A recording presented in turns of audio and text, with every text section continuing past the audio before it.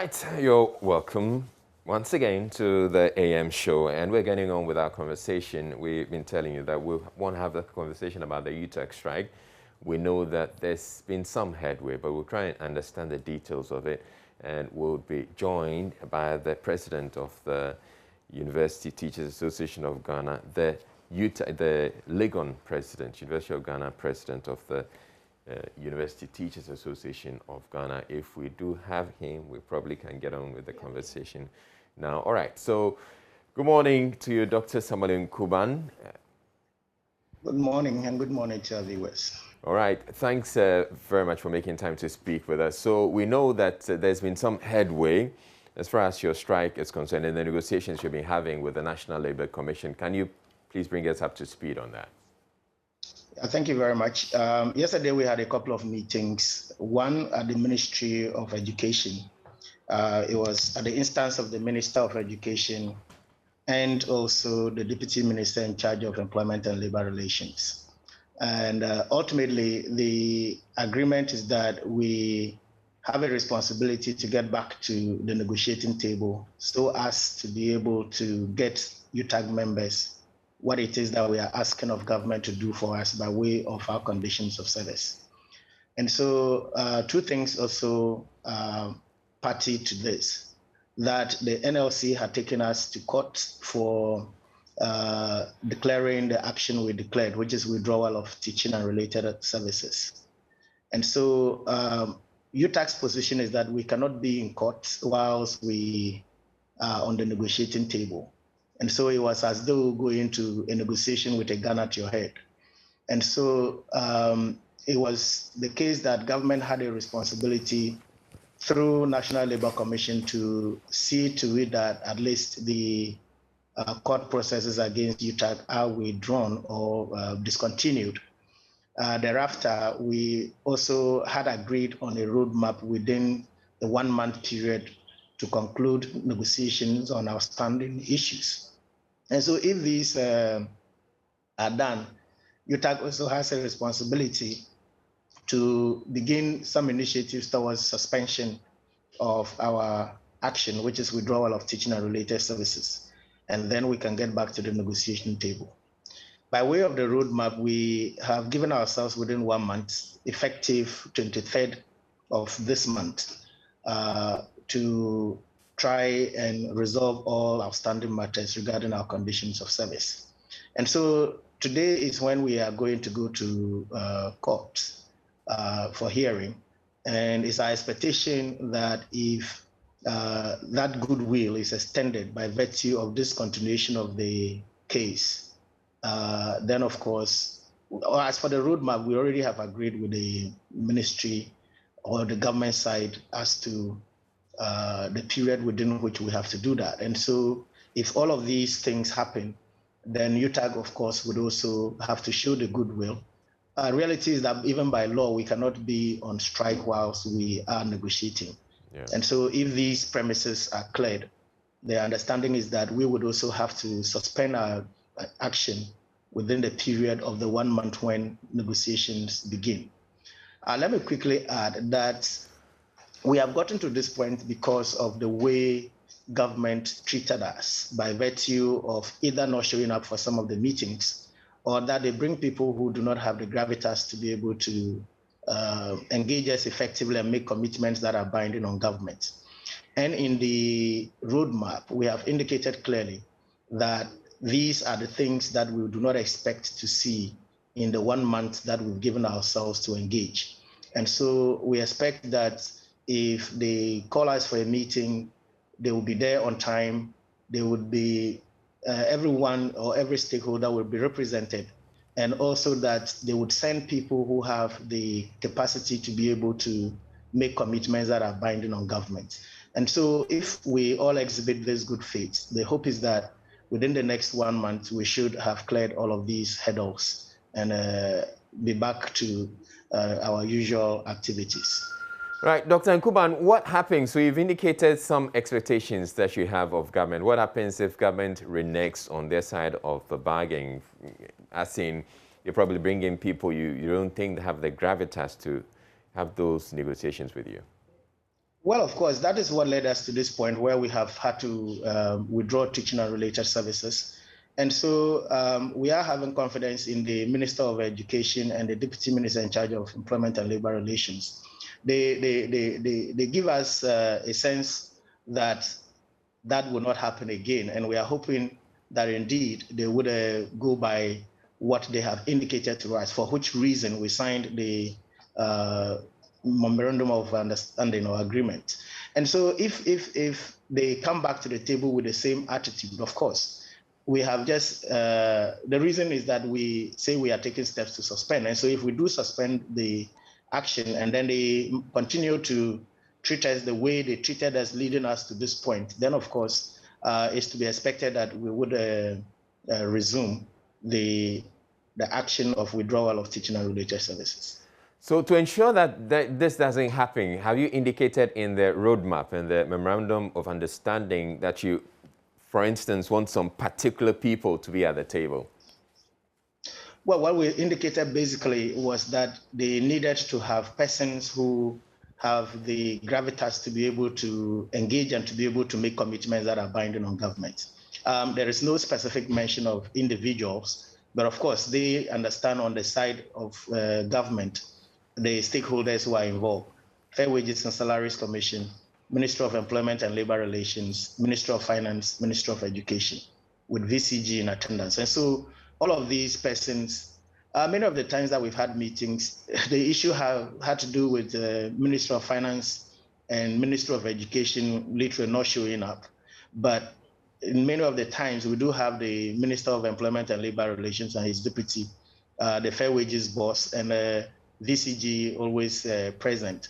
And so I'm pretty sure that government side will do their homework, and that when we begin having conversations, we do not get to the point where we have to go back to where we are at the moment by virtue of suspending our action. Now, you're also indicating that you calling off the strike will be dependent on what happens in court today, as in the NLC withdrawing the case. So is it automatic that immediately you get to court today and the NLC says they've withdrawn the case, we can expect that the strike will be called off, or you'd have to convene with your members again to decide whether you want to call it off? Well, generally, we would have to convene because it was our general members who gave us the mandate to declare the withdrawal of services. And there are several platforms on which we can reach out to our members to indicate that this is how far we've come, and by virtue of some goodwill and commitment from the side of government, we should also meet them halfway so we can get back to the negotiating table. Of course, it's at the negotiating table that we can get what it is that we want and what we deserve. And so I'm sure our general membership would appreciate the efforts that leadership has put into getting us this far. And we are hoping that it should not be a difficult matter to get back to our members and say to them that these are the issues and these are what needs to be done in order to get us what we want. But I'm sure your members have already heard of this memorandum of understanding that you have reached with government. Do you get the sense that they are willing to go along with it, or there's that pushback? Of course. I mean, reality is that we've dragged this for several years. It's been 3 years down the line when we put this together. And so there are a lot of us who are skeptical about government's attitude and all of that. But of course, and that is the reason for which the roadmap is not extending beyond 1 month. And so we are believing that 1 month is not sufficiently long for them to engage in that kind of attitude anymore. And if they do, of course, our members have the view that we have to get back to where we are if they should show us that kind of attitude going forward. Now, I want to believe you've also made it clear to the National Labour Commission that you're willing to call off the strike if you get to court today and they withdraw the action. Well, that is clearly indicated in the MOA we signed yesterday. The indication is that the two parties, which is government and UTAG, have gotten to the point where we realize the need to get back to the negotiation table, and we all are willing to engage more effectively than before, particularly on the side of government. And so all of those are detailed in the MOA we signed yesterday. And it's our hope that these would happen for us to be able to get back to the classroom as soon as possible. Okay, so I would want you to also tell us, for those who are probably just hearing of the strike for the first time, the issues that are at stake. What I know, essentially, has to do with your conditions of service and some salaries that, some peg that you were giving, and you feel that it's depreciated over the period, and you want to be restored to that level. Just summarize that for us. So very quickly, what it is that from 2003 down to 2008, we had engaged the then Kufuor administration in a negotiation that by close of the year 2008, the entry point for a lecturer who holds a PhD would be a CD equivalent of $1,500, and that was achieved. Fast forward was the rollout of the single spine pay policy, and that didn't go along with the dollar-rated salary that was given to lecturers from the 2008. And also, by virtue of which we secured an interim market premium of 114% of basic salary. 2013, government indicated the need to conduct what they call a market labor survey to determine the skill sets of Ghanaian workers who deserved market premium. And so from 2013 until date, the market premium has remained frozen. And so it was supposed to be going along with annual increases in basic salary. And so that has not happened since 2013. And so if you were to do an assessment today of the interim market premium, it now stands at 54% of basic salary because it got frozen for government to be able to do the labor market survey. And as we speak, the market labor survey has not been done. It's our view that we cannot be suffering for the inability of government to do what it has to do in order to properly place us on a scale that will give us better conditions. And that is the point we are making, that even if for nothing, restore us back to the place where we were in 2012, and in which case we'll be better off than the situation in which we find ourselves today. And basically, these are some of the issues at stake. Now, we're hoping to get to speak with the Executive Director of the National Labour Commission, but we don't have him as yet. He indicated that he would rather go to court and get to do what is expected of him, so we couldn't get to speak with him.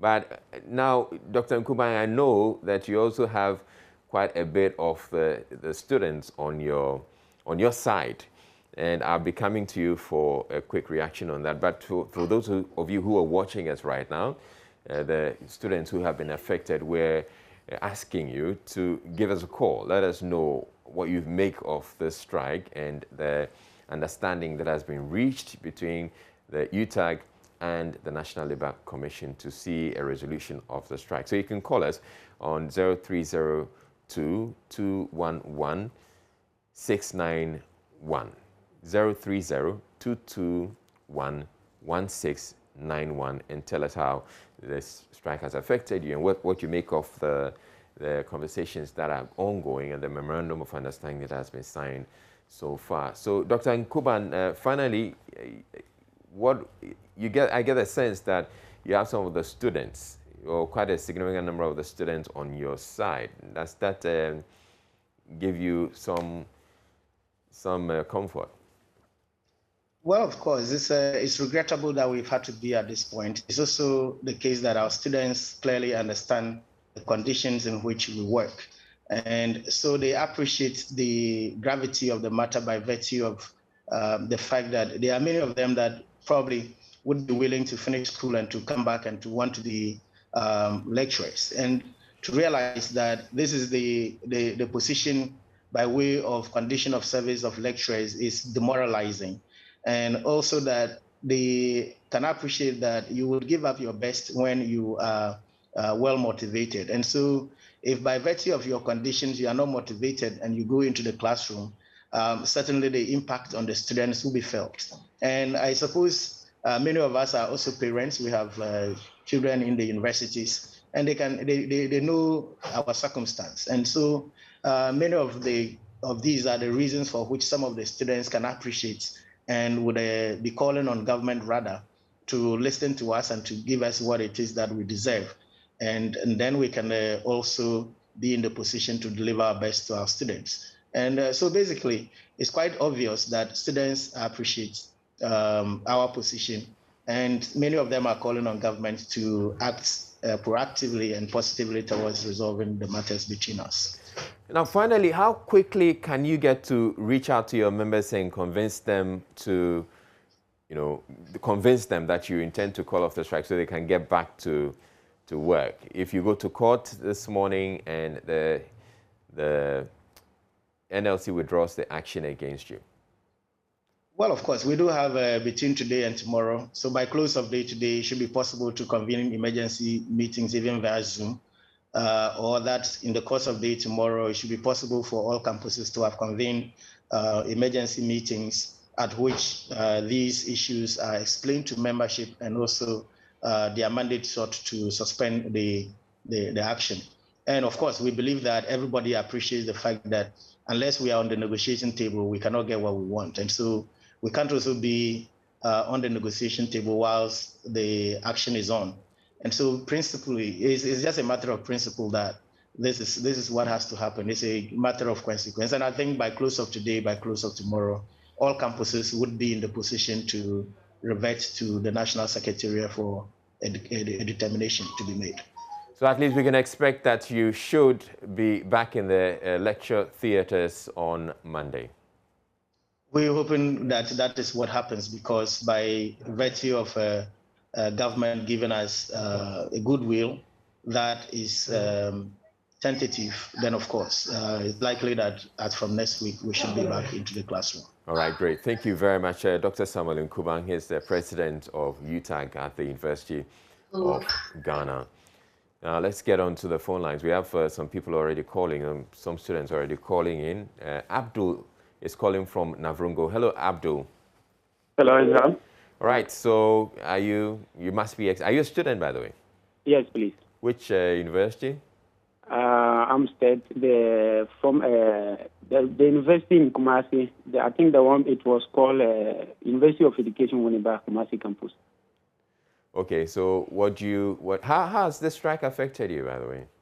Currently, I just have to come home because of the strike. I'm a final year student where we're supposed to be doing our project work, and we're supposed to take our final exams to, I think, 3rd of August.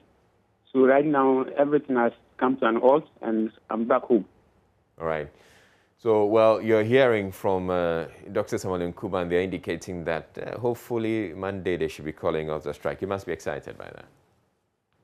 We are very much excited. We just hope that the employers will do their side of the deal and make everything possible for us to go back. Okay, so are you one of those who supports the strike by the lecturers? Yeah, but I think this country, everybody is for himself. So for now, we are also for ourselves now. But if you look at the terms and the conditions that UTAG is calling for, anyway, we think they are entitled to it. All right. And so call that the employers should do as much as possible for them to come back to the classroom. All right. Thank you very much, Abdul, calling from Navrungo. Okay, let's speak to Christian now. He's calling from University of Ghana. Good morning, Christian. Yeah, good morning, madam. Hi. So what's it been like for you since the lecturers went on strike? Oh, it's been very tough on campus. You know, most of our friends are going home. We are also stranded here. And the very, very important thing is that our project works are on hold. And we have invested so much in it. And our lecturers are not minding us. Like, we are very stranded. We don't know what's going on. Christian, can you speak up for me a little bit? Yeah, I'm saying that it's been very, very bad for us on campus already. And we don't know when we are resuming. The time we're going for class, our projects have also been on hold. And we've invested so much in it that we can't lose what we have already, you know. So we are pleading on UTAG and then the government to, you know, find a silver lining for us all to cope in these situations, you know. Okay. Yeah. All right, sure. Thank you so much for that. Christian calling us from University of Ghana. Remember, our phone lines are opened. It's 0302-211-691 or 0302-211-692. Give us a call if you're in any of the campuses that are on strike, or if you're in school but you've come home because of the strike. We'd like to know what it's been like for you, and we'd like to know what your experience is. That's 0302-211-691, 0302-211-692. Yeah, but it's also quite encouraging that you hear the UTAG, University Teachers Association of Ghana, so also indicating that, or prepared to show some goodwill by deciding that, all right, we know that, yes, we're on strike, we're entitled to what we're asking for, but yes, let's also give the NLC the benefit of the doubt. Exactly. Let's get back to the negotiating table. Okay, well, we're joined by the acting SRC President for the University of Ghana, Kwame Amu-Nto-Fianko. I hope I got your name correct, Kwame. Yeah, that's my name. Okay, all right then. And he is joining us from the University of Ghana. Kwame, so what has it been like for you guys since your lecturers have been on strike? Well, a very good morning to you all. I think the situation has been similar to what is happening in other tertiary institutions. For us as the SRC, what we do is to speak for our students, not for UTAG or government. I think at this point in time, our students have been left in a state of dilemma because I don't know whether I've been following the developments in the University of Ghana. On the 3rd, I wrote to the school's management for them to come clear on their position. That is where they communicated to students that examinations would be suspended despite the fact that the school will still be opened. If you have to check the academic calendar and the examination timetable, I think this Sunday or at least Monday would have been the day that our examinations should have ended. And as it stands now, there hasn't been any formal communication with respect to students' next move. Our major challenge is with students who have tenancy agreements with the private hostel managers. When it comes to UG, we have the private hostels and we have the traditional ones. With the traditional ones, like, these are owned by government, so there could be some kind of gentleman agreement with the school's management and the whole masters and auditors. I mean, we belong to the same institution. But those in the private hostels, that is my major challenge, because the private hostels do not house just University of Ghana students. They house students from other neighboring universities or universities within the East Legon community. And the agreement was such that at least by the 23rd or 22nd of August, they should be able to, they should be parking out. Now here lies the case where students have been on campus from the very first day the school resumed to date. We have not written our examinations. There hasn't been any communication as to the next step students should take. And we don't know whether these private hostel managers will be willing to accommodate our students on a pro bono kind of thing. And these are the major challenges that we are currently facing. And yes, that is what is happening on UG campus. Okay, so let's talk about academics, for example. Can you just walk us through the point at which you were in the semester when the strike began? And also what it's been like for you guys. I mean, leading up to exams, there's so much stress, there's so much learning. And, all of a sudden, all of that is up in the sky. How are the students coping? What are they doing, to keep their heads above water? Yeah, I think the challenges have been very much, the impact has been very much deleterious. Considering the fact that the strike was called during a period where we had, I think it was supposed to be a revision break period. Most students at that point in time were trying to, catch up on the lectures they missed out because UG had rolled out a modular system that was facilitated through an online teaching and learning platform.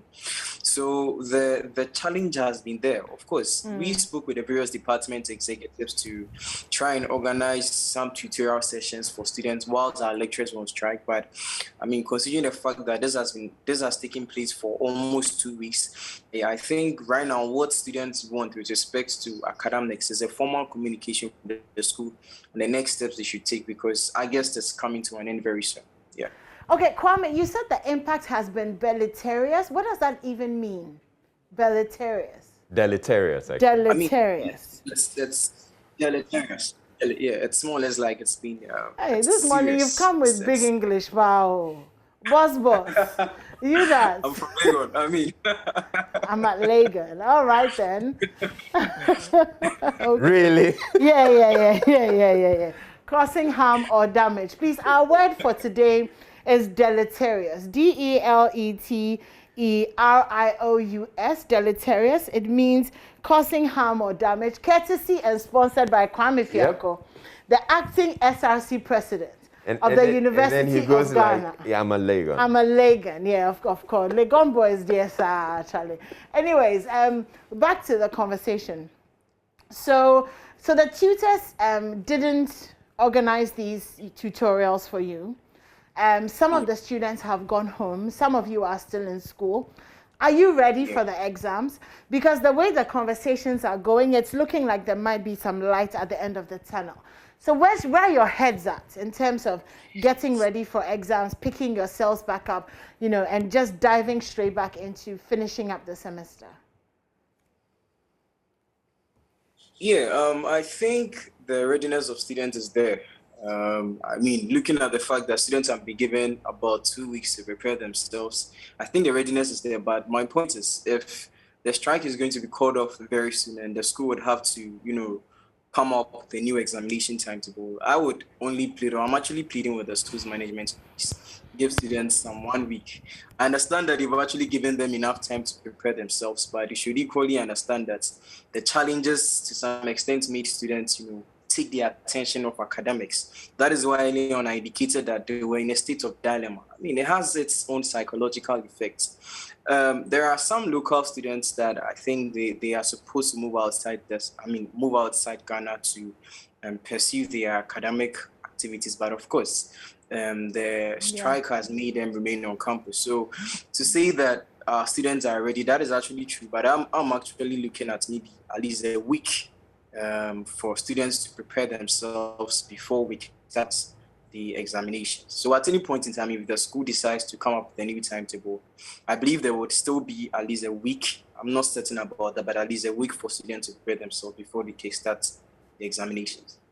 All right, thank you very much, Kwame Fianco. But don't go yet. We want to reach out to some of the other students from around the country. Haruna is calling us from Mampong. Hello, Haruna. Which university? The University of Amstead, formerly UTAG Mampong. All right. So what's it been like, this strike being like for you? It's terrible. It's terrible. I was hoping you were going to sponsor another word of the day. I know, right? No, please. But just to share a little experience about this strike. All right. Yeah. I can tell you that it's just been frustrating. We were supposed to take our exam on the 2nd of this month, that was August. And the strike also started on the 2nd. So as to date, we've not had any conversation from the authorities as to when we are writing the exam, what we are doing. We students for now, we cannot even learn because it's like there's something in there that the kind of poster we were having to write the exam, that kind of deal has been taken off from us. Yeah. So now we are very confused. And even as of now, if they call off the strike today and said we should come back and write the exam, I bet you most of us are going to suffer through it because all of us, I think it's left with some few people who are still hanging around Mampong thinking that the strike will go off, then maybe they will call off the strike and then tear up. All of us, many of us have gone home. And when we go home, if you call any of the students, what are you doing? How is study? Said, no, master, I can't study again. No. I'm just confused. All right. So, Haruna, essentially you agree with Kwame Fianco when he says that the students probably need about a week to prepare for the exams after the strike is called. Exactly. Maybe more than a week because me per se, since that the strike up to now, I've now opened a book. All right. Yes. All right. So it's good that the employers to take certain things serious because is going to affect us. Even it's not going to affect the lecturers, but we, the students, that we are more particular, and the employers is taking care of all of us. So in such situations, the employers should take note that anything like this is going to affect most of the students. And they are just pleading with the employers, they should do the honorable thing and also hear the UTAG, their cry. Yeah. Most of their cry are just, they are legal, because if you see the, what do you call it, their level of what they are demanding, it shows that 2012 up to date. It's essentially you sympathize with the lecturers. Yes. Okay. Right. Thank you very much, Haruna.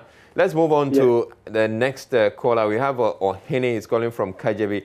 Ohene, which university? UCC, please.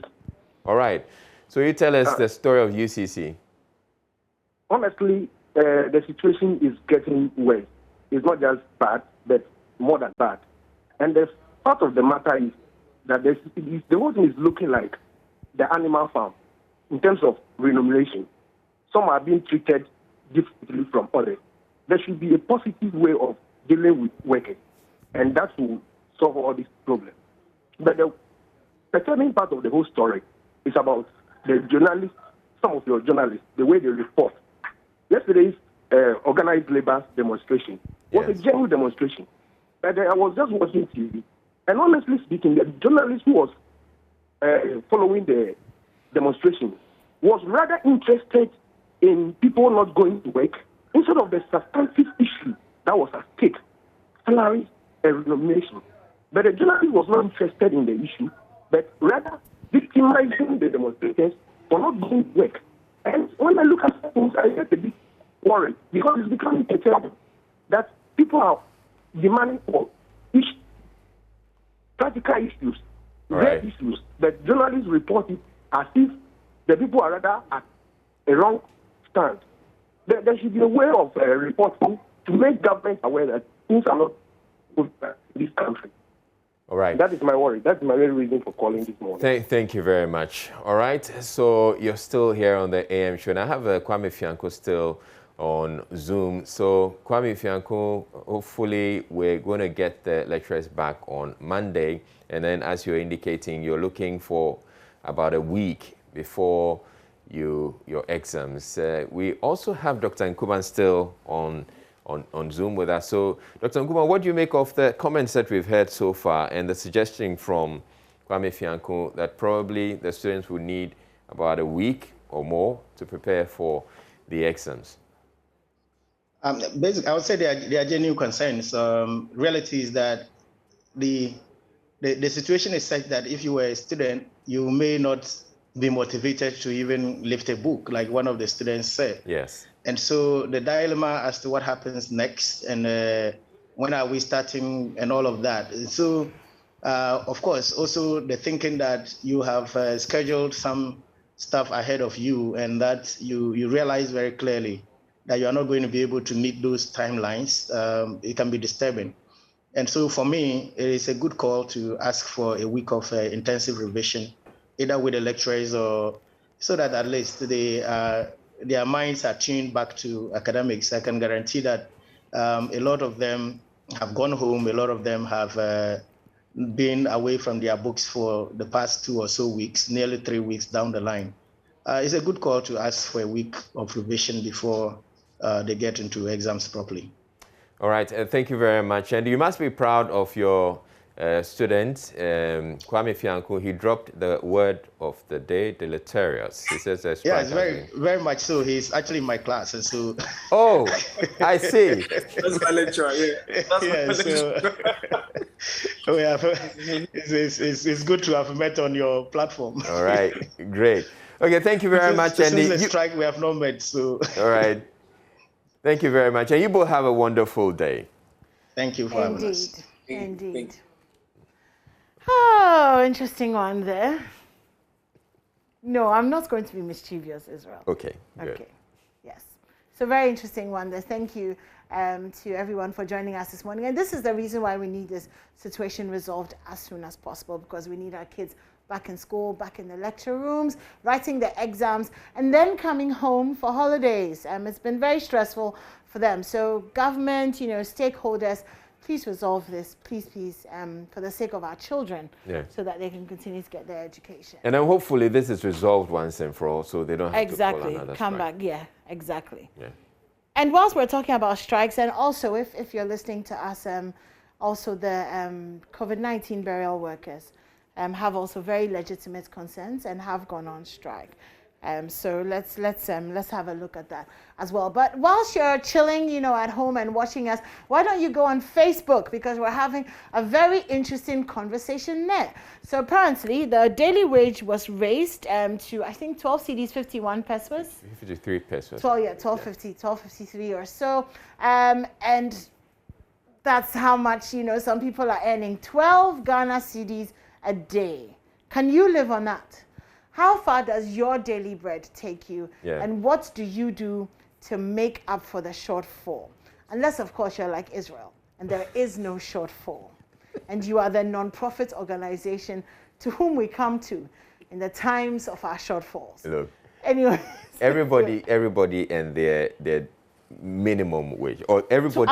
Exactly. Everybody and what they're taking at the end of the day. Somebody is taking, at the end of the month, they're taking a particular sum, but if you divide it by the daily, you divide over the number of days they work, somebody is maybe taking 30 cedis a day, somebody may be taking 40 cedis a day, somebody may be taking 100 cedis, somebody may be taking 3,000 cedis a day, somebody may be even be taking, 50,000 cedis a day. Yeah, Messi is taking 1 million. So we're asking you, whatever you're taking, how is that able to take you through? Is that enough for you to go through your day, or you need some more? And how do you make up for that shortfall? That's a conversation we're asking. Exactly. And to avoid deleteriosity or deleterious situations, please contact Israel for help if you need to. You can find him on social media. Really? Israel, yes, just Israel.